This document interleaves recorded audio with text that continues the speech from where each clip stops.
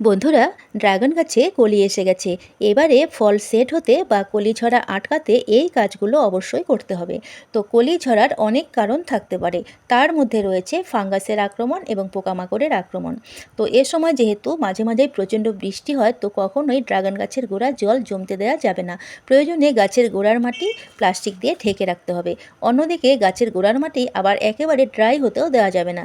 এই দিকগুলো খুব লক্ষ্য রাখতে হবে। যদি আপনার গাছে এবছর প্রথম কলি এসে থাকে, তো তাহলে কিছু কলি ঝরে যেতেই পারে। এতে চিন্তিত হবার কিছু নেই। সিজনে পরের ধাপে যে কলিগুলো আসবে সেগুলো হয়তো টিকে যেতে পারে। তো ডাল যত মেচুর হয়, কলি ঝরার সম্ভাবনা তত কম থাকে।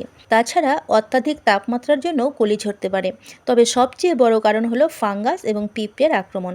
এদের আক্রমণ ঠেকাতেই কলি আসার 4 থেকে 5 দিনের মধ্যেই কোনো ফাঙ্গিসাইড অথবা কোনো পেস্টিসাইড স্প্রে করার প্রয়োজন হয়।